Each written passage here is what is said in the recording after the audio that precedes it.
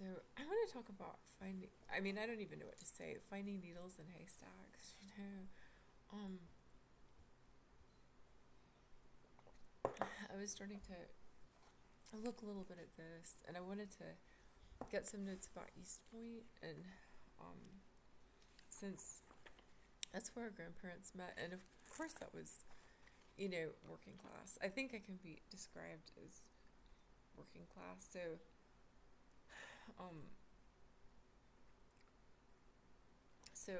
we have a great grandmother who worked in a garment factory, and I have seen something where I think I might have some idea, but I don't know if there was more than one.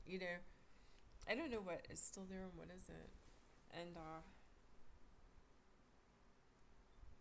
I mean, I guess do most people just not care? Everybody has their own life, and people get to go out and do fun things or have a job or whatever else. I mean, yeah, I'm a nerd, and I'm kind of a history nerd, um, but I think about when I was doing readings and um, I mean, I think about ancestor readings, so and I really did enjoy doing them. If it was somebody, I I could feel it real uncertain if it was someone overseas. I think I had someone in Japan one time, and I just felt really uncertain that I could communicate anything correctly. But what I had to do was listen to spirit, and then communicate. And when I did, I got validations. I've talked about that before, from plenty of clients, and including one time when I was not doing an ancestor reading, but I could see that she has a strong relationship to place, and also that she's sensitive to where she's disturbed by disturbance to places. Disturbed not as in emotionally disturbed, whatever that is, but that there might be nightmares, there might be discomfort, and some of us are sensitive like that. And there are times when I'm like, okay, what's being harmed? Because something feels really off. And could I get overwhelmed at how much is harmed and how much is being harmed? Yeah, I mean, there's nothing funny about it. There are times when it's like, I mean, so much has been destroyed, but it's still there. I think that when we have a strong connection to place, it's real important to remind people with that I mean,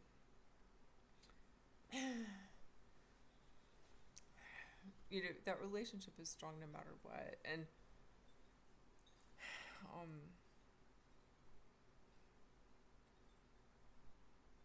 I mean, I think about I feel like, or some of us taught to have patience. We're taught to have patience and just wait for the chaos to end, to wait for the invasiveness to end. I can think about in my own personal life doing that, and I think that there can be some of that, but sometimes there's just so much that it is more, I mean, more harmful. So I guess we always have to find new ways to fight that, and I'm not talking about with violence. I'm talking about, finding strength and things like that. And hope comes to mind, but yeah, so finding a needle in a haystack. I think about, Atlanta's got a pretty large population, and I'm sure that, you think about how fast children grow up and things like that. So there's a family, and even if people stay in the same house for quite a few years, I mean, there can be a lot of change. I think about Papa's parents, and, where all did Papa live? Well, Baltimore Block, where his father's parents lived, and then her mom mentioned Inman Yard, and there's Inman Park, and it was not I'm certain it was not Inman Park, because that is, you know, fancy, but there was housing closer to the railroad, so I guess it's just this process of learning a little bit, and then looking, and then waiting, and learning a little bit more. Um, but uh, but yeah, so finding a needle in a haystack. how do I find what I'm looking for? How do I, when there are no records? I mean, I think people have written books about this. I think I might have some books about it that I haven't read. I mean, my eyes really get tired and reading on the computer and also in books. Um, but, you know,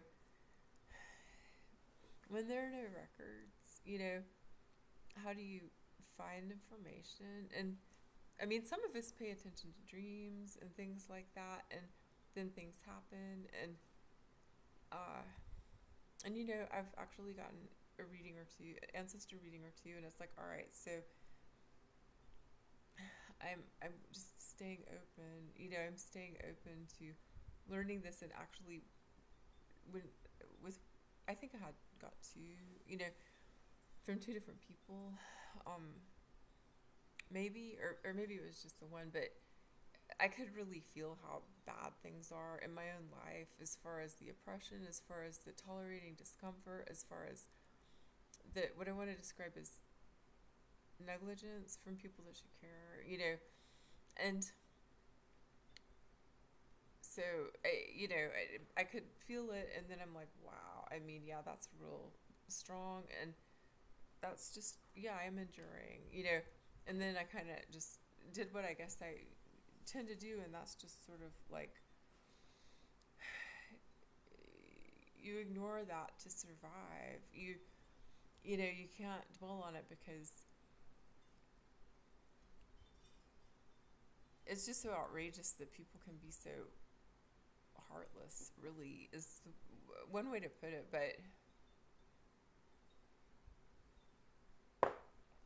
Um but yeah, um so yeah, how do I find the needle in the haystack? Should I make a list of needles in haystacks or needles in a haystack, and and then look for each needle, kind of, or look here a little bit, and how should I do that? If I were doing a reading for someone, and I mean, could I, if someone wanted an ancestor reading, I mean, I feel so exhausted, so depleted from the isolation, that it's like, and things are real chaotic right now. Um, have I lost confidence in myself? I mean, I just feel real depleted, um, and if I let myself feel bad about myself because of the way I have been treated and I'm being treated, I probably could. And it's like, nope, don't feel bad about yourself. Like yourself. I mean, why wouldn't I? But that's the impact of poor treatment. That's the impact of different kinds of abuse, neglect, and things like that. But yeah, so could I do an ancestor reading for someone else? I mean, I'm real depleted.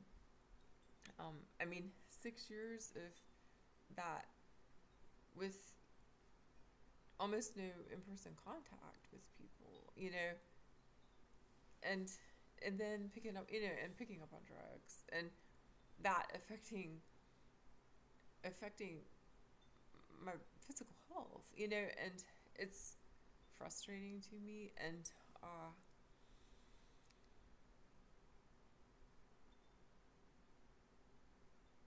yeah, I mean, it's real toxic to me, that what goes on. Here's a prescription, here's a prescription, here's a prescription, insurance, insurance, insurance. Throwing back the pills for whatever it is. And yeah, that really, I have said it a few times, that's what stopped me after I had reopened the shop in early January this year, thinking maybe I could do readings again, because I had to take some time off from empathic pain and things like that. And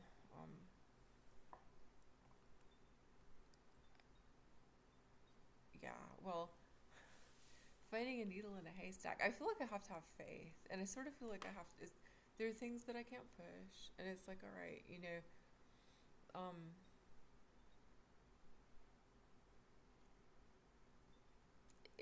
I don't know how much is people also need to be in a place to believe whatever it is. So, if there's something that's just too surprising, and when people are used to thinking a certain way and used to some of the affective things, when people can't get outside of some of what they have done their whole life affectively, like, yeah, the person doesn't like that person because blah blah. I guess I want to sometimes look kind of closely. All right, so this person didn't like that person, and now why is that? And I don't want to ask, are you sure? But it's like, well, all right, I need to try to understand that now, and then is that part of dynamics? Is there ever anything cultural in any of that?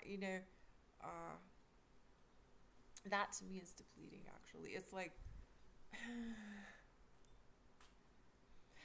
I feel like descriptions are flat. So I feel like, all right, I know this great uncle's name. I know this great uncle's name. I kind of have some idea. I mean, I know I liked these great uncles really nice. All right, and I actually read him find a grave that one of them rode the rails when he was young, and I think might have been a little bit older than Papa. And I'm curious what all he did, but I think about things that people don't get told. So he has at least one son who's alive, our mom's first cousin, and who's a Marine veteran. And what does he know? And I mean, it's like I ain't asking questions, but if you think about these affective things where people are just kind of shut down, yeah, that person was mean, yeah, that person didn't like that person. Well, there's some information about conflict, but does it give you any information? Are there any hints to be found in that about roots? About, well, there could be, but it's just so, there's just so much that's so flattened out, and people are vulnerable to whitewashing. It's like going through institutions and going along with it, and I don't want to say losing identity, because everyone's different, but a person might have their career, their spouse, their children. There's identity in that, what all, and I mean, I don't like asking questions, so it's rare for me to, but I did ask our mom a question, if she could remember older people, and I'm glad that she responded. And um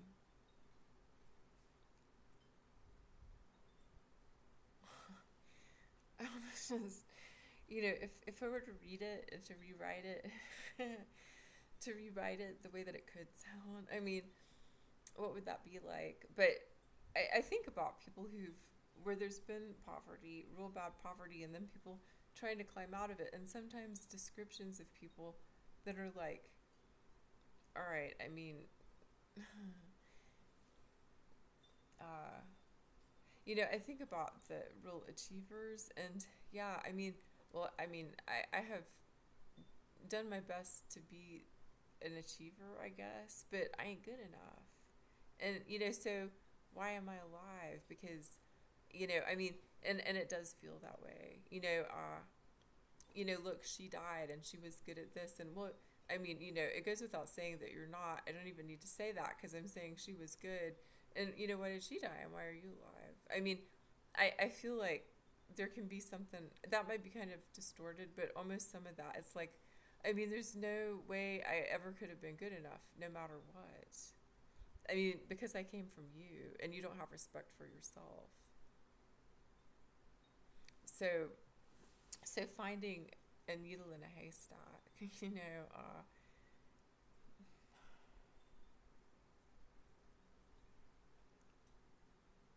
I, it's challenging. I was thinking when I was outside looking for dog poop, and thinking about that scenario of someone saying, look, you need this furniture and here's this credit card, and now, now you owe, and now, that kind of thing. I was thinking about our great grandmother, Papa's mother, and being told that she liked to window shop. And I think about that, being able to go in some place and just look, or really walk by on the street and look. And, well, with like loitering laws, it might not be so easy to. And if you go into a place, you might get accused of shoplifting, or there might be pressure from a salesperson, And so, yeah, well, I guess what comes to mind in a way is sort of her creativity and being creative, but then also that being kind of like stifled. And it's like, wow, I mean, okay, if I am a plant, then you have cut me back a whole lot, like again and again. And I don't know what happens when you cut a plant back again and again without that plant dying. But that's kind of, is that anything I could compare myself to? You know, I want to find some needles in haystacks. You know, there's a particular needle in the haystack that I would really like to find. And since being in Georgia, you know, I have more anxiety than I did. And, you know, just a fear of causing harm and things like that. And I have to remind myself, no, you're not. You're not going to cause harm. But it's like, all right, so, you know, what is my role to do scholarly things? You know, I mean, just to take care of my dog. I guess that could be it. And what does that say? You know, I mean, really, what does that say? Yeah, your life doesn't matter to other humans. Your life matters to your dog. I mean, there probably are plenty of us who live like this. And I mean, that I'm not okay with it. I'm not ever going to be okay with it. Yeah, my life matters. And, you know, people matter to me. And, people that dismiss my ass, I'm gonna say it, can fucking kiss my ass. And yeah, I am. That's the way I feel. People that have dissed my ass since I moved back to this state where I was born can fucking kiss my ass. The elitism, you know, the prude attitudes, you know, the condescension comes to mind. You know, there's plenty. And there's plenty that I guess went on before I moved back. But yeah, you know, do I like being in Georgia? No, I don't. It's a terrible history, but I'm here. You know, can I make change? You know, I think about us getting an art center going in Slater.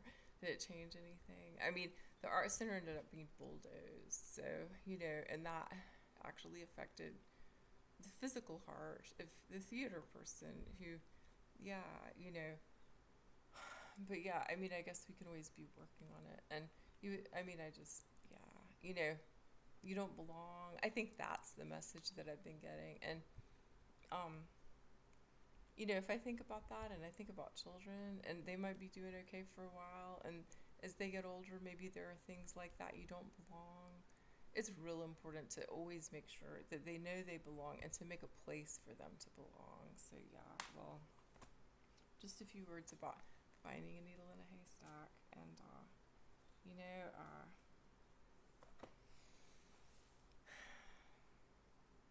well, what do I know?